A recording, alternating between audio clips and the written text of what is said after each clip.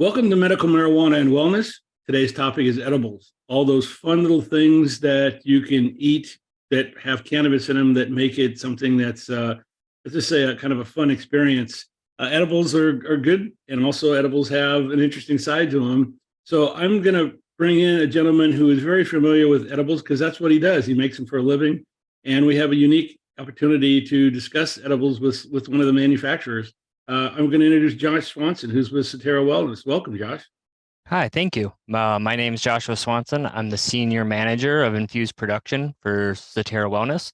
I focus most of my time on the daily production and packaging of all edible/oral products in the Florida market, product improvement, R&D, and new products, along with working with brand partners to establish production of new products in our markets. That's great. So let's talk edibles. Okay. We talk about routes of administration. There's different types. There's the tinctures, there's the sprays, there's a flower.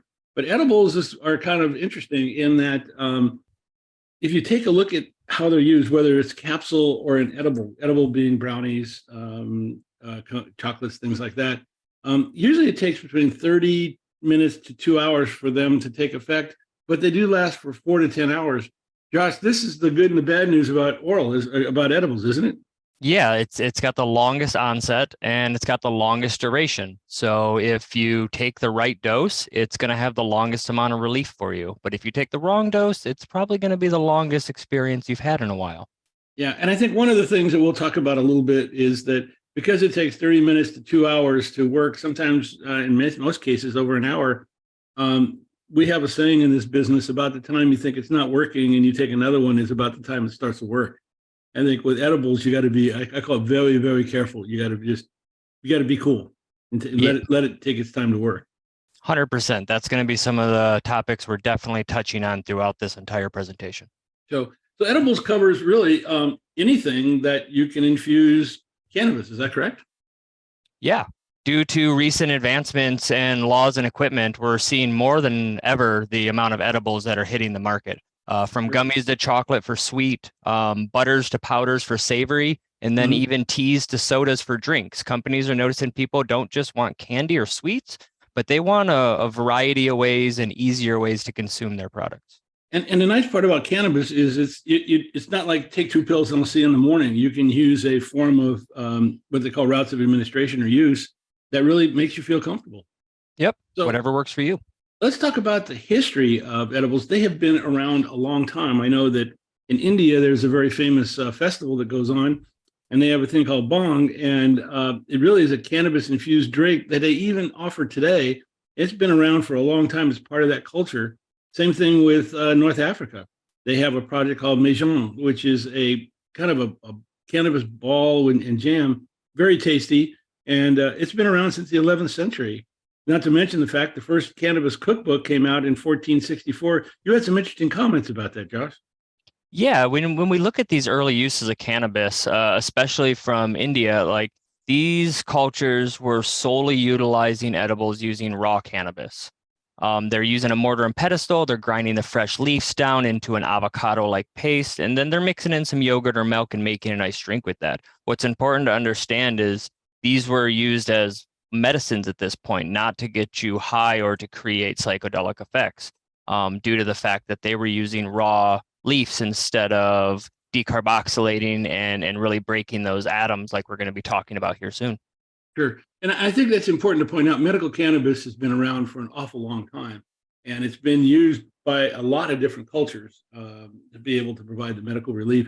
I also want to point out, I guess at my age, because I'm a senior citizen, I remember Alice's Restaurant, a very famous song in the 60s, and that featured a gentleman called Alice B. Toklas, and I didn't realize he put out one of the first cookbooks in the 60s on cannabis edibles. Yeah, that was super awesome to learn about. Yeah, so that's kind of interesting. You mentioned a term called decarboxylation, and this is really important when it comes to edibles. Josh, what is it? Well, decarboxylation, the cannabis plants produce cannabinoids in a raw and an acidic form. Heating the cannabis will convert the THCA and CBDA into raw THC and CBD by breaking the carbon bonds on that acid form. This enhances the cannabinoid's ability to interact with the other body receptors, mainly our endocannabinoid system. That's made up of mainly three parts: our cannabinoid receptors, which are CB1 and CB2, our own endocannabinoids, mainly 2-AG, and then the different enzymes that we produce while breaking down the THC in our system. Sure. Well, that's interesting in that when the cannabis plant is first grown, it's CBG. And what happens is it then kind of morphs into THCA, CBDA, and CBCA. And with either aging or heat, it then THCA turns into THC, CBDA turns into CBD, and CBCA turns into CBC. What's interesting is it's kind of a way the plant kind of matures. So when I buy flower, for example, from your dispensary, that flower is not it's basically in its raw form, meaning it's not decarboxylated, right? That is correct. To properly decarboxylate, you would need to take a mixture of time and temperature. I would recommend researching different decarboxylation graphs to kind of start to understand this process, and also see if you require decarbed products or if raw products might be the thing to get that medicine into your system. Sure, because I know THCA is really great for pain and CBDA is really great for inflammation. And to be able to use those products without necessarily worrying about getting high, I think is important. No, it is for me. I know I do make my own, and I make my own CBD, my own tincture oil, and it produces THCA and CBDA, but it doesn't have the THC and CBD. So I'm able to get the inflammation relief that I'm looking for because I have 7 herniated discs in my neck, and I'm also to get the pain relief without necessarily worrying about getting high, which is important when I do things like webinars like this and the business that I run on a daily basis. So really depends on if you want to get that high or not. Exactly. And if you're not getting high off of it or as high off of it because your body's only able to decarboxylate a small amount of that naturally inside, you're able to take more and get more pain relief. Right. And you can decarboxylate your cannabis by heating it. Obviously, when you put it into a joint and smoke it, or what is it called, those dry herb vaporizers. But also eating it raw is not bad for you. It's actually pretty good for you. 100%. Yeah. So let's talk a bit about why would you choose edibles?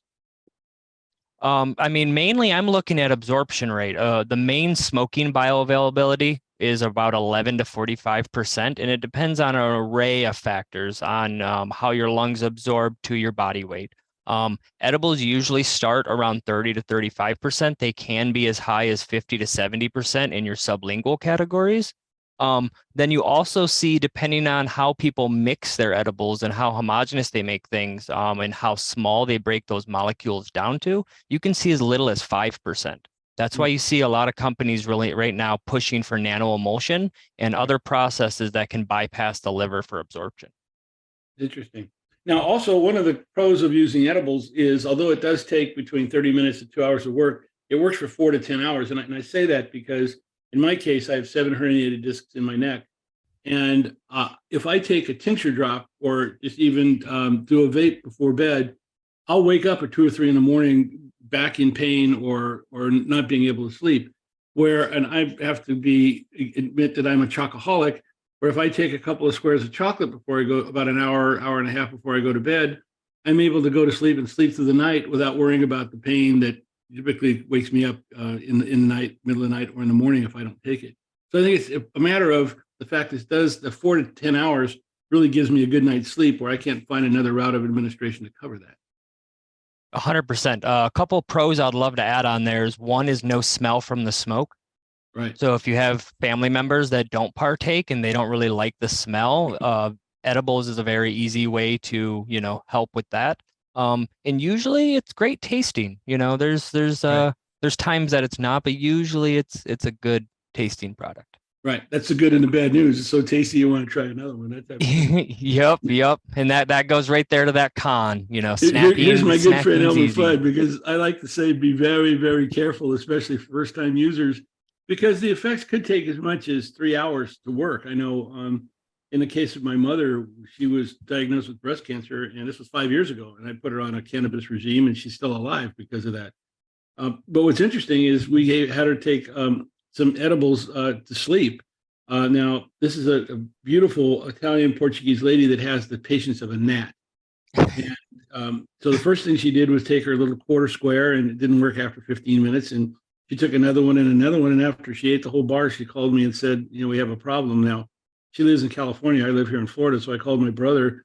He went over and saw my mom, and he said, "Hey, mom's baked. She ate half the chocolate bar," which is Yeah. not what you want to do. I, We were able to use some CBD oil to get her back to where she was. But the point is, you have to have patience. It will work. Trust me, it will work. But give it some patience. Don't eat these things like Skittles, because you're going to end up not only getting high, you may feel uncomfortable. yeah, I think almost each person listening to this right now would be able to relate with someone that they know Yeah, going just a little too quick. yeah, and that's it. They do work, and that's the great part about it. I mean, I'm a huge edibles fan, and again, I'm a huge edibles fan because of the fact they work. Now, you mentioned digestion. Really, one of the most efficient ways of using cannabis is edibles, but that has to do with the way it's metabolized through the 11-hydroxy THC. Yeah, so when the oil is broken down, it attaches to our fat cells in the blood, and it creates a chemical compound called 11-hydroxy. This allows THC to be absorbed slower as the fat is absorbed from our system, and this also lets the molecule slow release throughout the body. This is why edibles has the longest lasting effects. Mhm.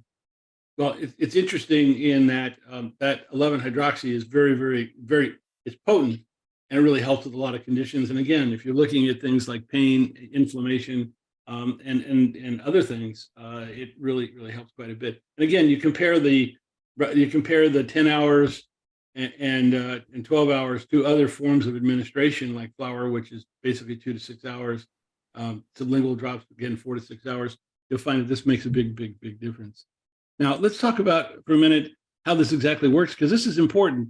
This is something that gives a lot of the medical benefits to cannabis.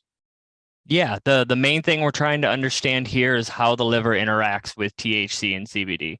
Mhm. This is where you'll start to see stories of, people not getting high or edibles not working. The initial absorption rate is around 90%, but that number can be decreased by up to 70% due to the enzymes inside of our liver. Mhm. It's important to note that each person's body is completely different. One person might get an absorption rate of 10%, where someone else is getting 15%. Yeah, This will show that there's no one dose for all, and the rule for low and slow really starts to show at this point. sure. That's As the really important. as the THC breaks down, we first use our enzymes to break that into the 11-OH THC, and then that further gets broken down into the 11-COOH THC. Yeah, there you go. Only delta 9 and that first OH THC have Mhm. those psychoactive effects, where that COOH is going to be more of a relaxant at the end. Mhm. Right over in here, type of thing. So let's talk about one of the main reasons people use cannabis, which is really the terpenes, and this is really the key to being able to get the maximum medical benefits out of cannabis. Do edibles have terpenes in them? Yes, there are terpenes being put in edibles. Some of them are naturally derived, some of them are being added after the fact. There's a lot of studies that are completed and currently underway about the effects of terpenes in edibles. The most controversy point that everybody's trying to make is whether or not terpenes ingested assist with the sativa or indica psychoactive effects. But Mhm. even if they do not provide assistance in that, we do know that we're still getting the anti-inflammatory, antioxidant, antifungal, all those other healing effects from those terpenes. And that's the real most important part. Right. I think that's really key, because the reason for cannabis is to really get the relief, or medical cannabis, I should say, is to really get the relief. And it's the terpenes that bring out that relief. And I think this is a very efficient and very easy way to be able to take advantage of that. Now, there's a couple of well-known cannabinoids, THC and CBD. Can you contrast that for us? They're very close in molecule breakdown, but really it's just about what CB receptors that they connect with. And this Right. is why you really want to have both of them together, even if it's very small amounts of CBD, if you're not trying to get high, or sorry, THC, if you're not trying to get high, or using THCA in that place, because Right. you really want both of those receptors working together and firing off. Right. And it really works really interesting, because again, THC, which addresses mainly the CB1 receptors, which are in the brain and central nervous system, can have a psychoactive effect. And one of the things that's important is the legal definition of hemp is 0.3% THC or less. Now, that's a legal definition, not a genetic definition, but it's something that's really important for the market, because if you hear about hemp-based products, it should be 0.3% or less THC in them. Now, CBD doesn't have any THC in it. It's found in both hemp and cannabis, and also addresses the peripheral organs and immune system, and really is really good for things like inflammation, where THC is really good for things like pain. But Josh, CBD has been found to help not only with the CB1 receptors, but it addresses a lot of other receptors. It's kind of a super vitamin. Yeah, I mean, due to advancements in the testing processes, the different machines like an HPLC, and then some of our extraction and separation processes, we've been able to discover over 100 different cannabinoids to date. A majority of these are less than 0.5% of the total cannabinoid makeup, where separation has now become vital to our ability to hone in on a very single cannabinoid and still extract that to 99% purity. Right. This process utilizes a very, very large amount of cannabis to create, but then we're able to study the effects of each cannabinoid to the point where we can create custom ratios to target very specific issues. That's a really good point. I mean, that's a nice way of saying where the future of cannabis is heading is you're actually developing and designing products for very specific medical uses, like sleep, like pain, that type of thing. This is what you're looking for when you're breaking these down. Is that correct? Yeah, I see the future being where we have the ability to separate all 100 cannabinoids out separately. We understand exactly what each cannabinoid is triggering and helping with, and then we're able to custom make medications and prescriptions for people based on that. Yeah, and I think this is really cool, really important. But CBD and the CBD family of products really helps with a lot of different things, with pain management, inflammation, blood pressure. I know it's things. It's a neuroprotectant, which is really important for a lot of people. So cannabis has a lot of positive effects to it. Let's talk about homemade versus dispensary products. So I've got my flower. I can either decarboxylate it or not decarboxylate it, but there's a choice between whether to buy versus make. What's your thoughts? You know, there is no right or wrong answer for homemade, or buying production. If you're making homemade, it's going to be cheaper to produce, but you're going to have to possess the knowledge on how and when to dose that. Mm-hmm. So in order to properly dose a product, you're going to need the potency testing, which will still result in you either going to a dispensary for tested oil or finding a testing lab that will test your own stuff at home so that you can understand what you're doing. I cannot preach enough that know what you are ingesting. Look at testing results, look at COAs, and understand what you're consuming at all times. Sure. I think that's really, really important. I think that, like you say, I do make a tincture oil for myself, where I'm taking raw flour, I'm putting it into a magic butter machine with MCT oil, heating it up to 180 degrees for 160 degrees for about 10 hours. And what I get is a tincture oil that is high in CHCA and CBDA, but doesn't give me because it doesn't have THC in it, I don't get high. And it helps me quite a bit for in the morning to help me address inflammation and pain, and also helps me candidly sleep at night. So I think there's a reason for that, but for my case, it's very, very simple. I know I've tried to venture out, talking just about making things, and try to make brownies and things like that, but you got to be careful because getting the dosing right is really, really important. And it's a little bit of magic to me.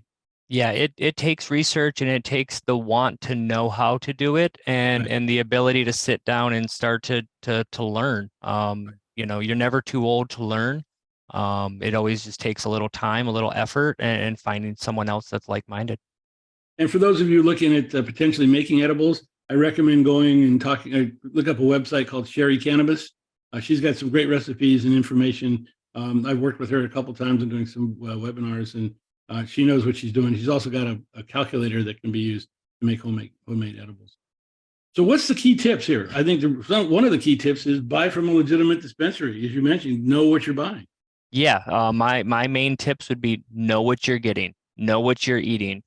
do not consume on an empty stomach. We talked about that 11 hydroxy needs fat cells. You need to eat something so that you have some fat in your system so it can bind to it and help create that process. Right. Don't go places, don't operate machinery, just find a safe place to relax until you know what you've getting yourself into.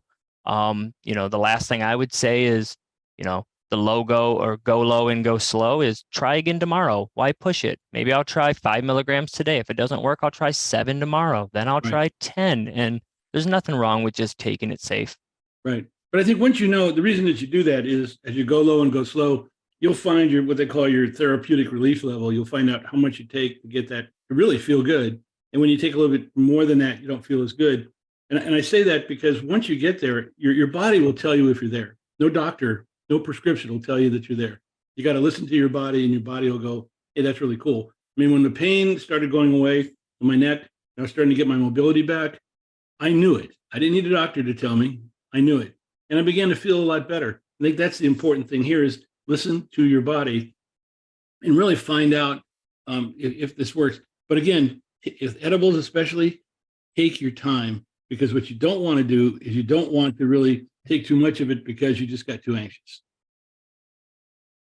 Now let's talk for a second about we talked about the different kinds of edibles.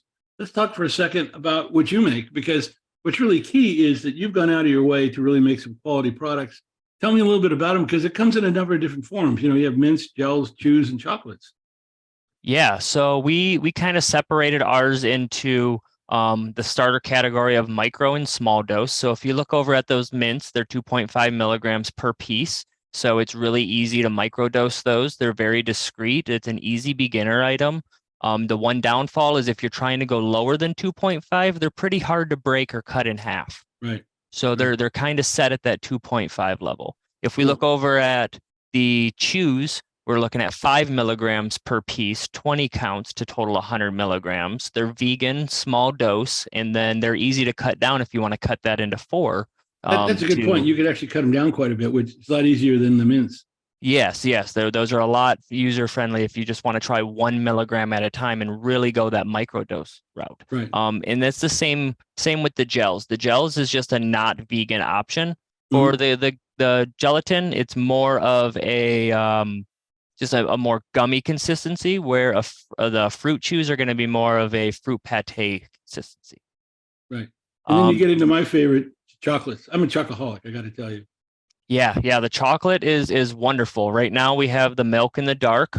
We are going to be bringing out some flavored chocolates here soon, and some other types of oil-based chocolates. Really excited to share those off in the future, and they're great quality chocolates. It's a small dose, and those again is pretty easy to cut down. Great. Well, as a chocoholic, I'll raise my hand as a guinea pig that you can try it on. Yep. A few of the other things that we offer is the lozenges, where we have a 1-to-9 ratio and a 1-to-1 ratio. So you have a 0.5 milligram CBD to a 4.5 milligram THC. And then you got a 2.5 to 2.5. And then we also have the entire TheraGels category, which we have 7 different ratios. Anywhere from 1-to-9, 1 milligram CBD, 9 milligrams THC, to 9-to-1, 9 THC. And then 1-to-1, so 5 and 5, and then even a 4-to-1, 8-to-2 with 8 CBD and 2 THC. And those line up with your tincture oils. Yep, they're exactly lined up with the Dream, Calm, Revive, Serene. All the tinctures we match over to our TheraGels as well. Fantastic. Now you're also introducing a new edible, the Wana chews, right? Yeah, the Wana chews are an awesome addition to our lineup. They're going to be in the 10 milligram SKU category, so we would classify those under a standard 10 milligram dose. Sure. But what's cool is not only do we have just the normal 10 milligram with the mango, blueberry, and watermelon, but we also have a 1-to-1 in strawberry lemonade that's 10 milligrams of THC and 10 milligrams of CBD. And then coming here soon is the yuzu, where it's 20 milligrams of CBD with 10 milligrams of THC per piece.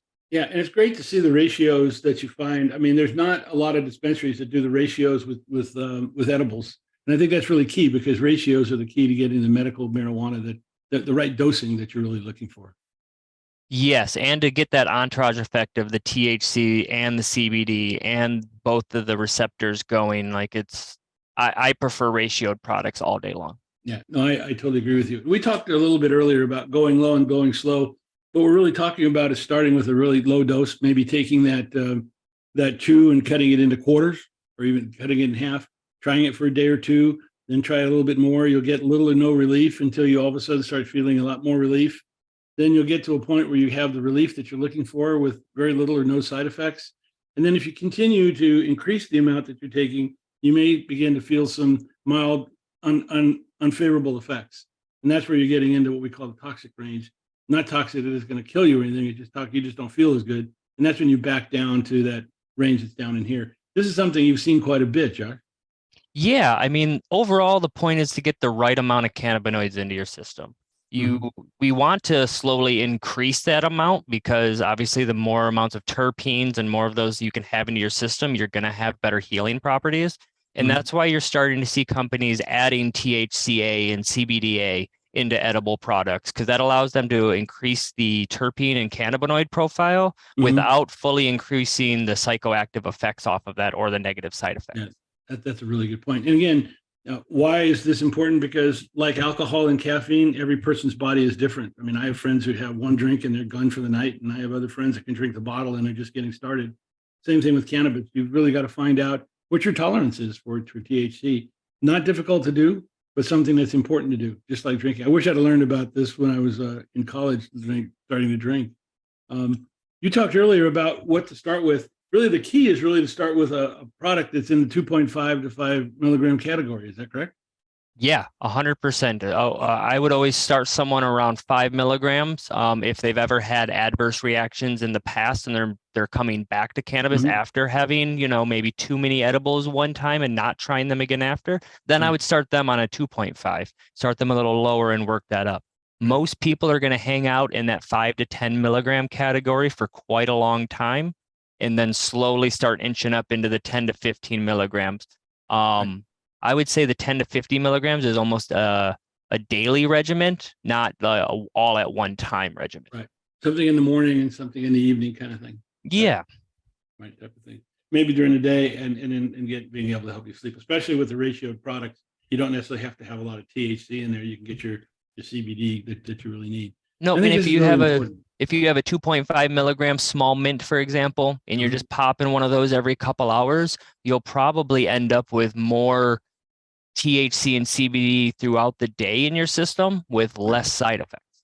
Right. That's really there. Well, Josh, we talked a lot about edibles. There's some things that are the bottom line, one of them being that it's safe. No one has ever died from the use of recreation or medical use of cannabis. I think that's important. That is very important. They've not felt good for a while and then ate half the shelves after they were done, but they were safe. It's like what I told my mother. If she took half a bottle of pain pills, we'd be putting her in a box. Yep. Instead of just having her not feel comfortable. And we could give her, by the way, if you give an equal amount of CBD to THC, it takes that high down and brings you right back down to where you were before. And that's an important part when you're doing your dosing, and candidly, when you're using medical cannabis in general. But I think the other part is that this demonstrates how you're in control. You can control how much you take and don't take, so you can get rid of any of that unexpected or uncontrollable highs. That's an important part, Josh. Oh, yes, definitely. If I would always keep a full bottle of just pure CBD around, just so that you have the ability to counteract anything that really would creep up on you like that. Right. And you're not going to get addicted. I mean, you can stop at any time using cannabis. There's no withdrawals or anything like that. In fact, a lot of times we recommend a cannabis holiday for a day or two just to help your body reset. And that's really, really important. But I think the other part is the key in what we're talking about edibles here is you don't have to smoke it. You can use other routes of administration like edibles to be able to really get the medical benefits of cannabis. And that really keys on the entourage effect, because what you're looking for is all the components working together to give you the medical relief that you want. So, well, Josh, thank you very much for doing this. Any final thoughts? I'd like to say thank you for this opportunity to speak with the team here and the viewers on this very important topic. When I started in cannabis, it was really to help people and loved ones get relief without the use of so many pharmaceuticals. But what viewers must realize is edibles require research, some learning, and understanding to be able to know fully what they're ingesting. There's no Sure. one shoe fits all, and only people that are willing to invest the time and learn will really be able to unlock the full potential of edibles that are infused with cannabinoids. Right. And I want to compliment you, Josh, in Cetera Wellness for putting out edibles, not just putting them out with high quality, but also you have the different ratioed products. I think if you look at a lot of dispensaries, you don't find those ratioed products, and that's really the key to medical cannabis. I know my wife, for example, uses a 12 to 1, and it's very hard to find edibles in that particular category. You can find 20 to 1s, but not 12 to 1s. So the point I'm making is that you guys have done a great job to provide the ratios that are needed in edible forms and really help a lot of people out. So thank you very much. Oh, thank you, sir. Yeah, I do want to thank everybody for watching this video. And naturally, if you're interested in more about medical cannabis and how it works, go to our YouTube channel, Marijuana Aware. You'll find all of our videos on not only just basics of medical cannabis like edibles and terpenes, but also on the use of it for a lot of different conditions like pain, anxiety, and cancer. And please tune into our medical marijuana awareness or marijuana aware marijuana aware webinars that are conducted on Wednesday nights. They'll really help you quite a bit. And by the way, if you're a YouTube user or a Facebook user, please hit that YouTube, please hit that like and share button. That's important for us. And in the Facebook area, please hit that like. Thank you very much for joining us. And we look forward to providing you more information on medical cannabis.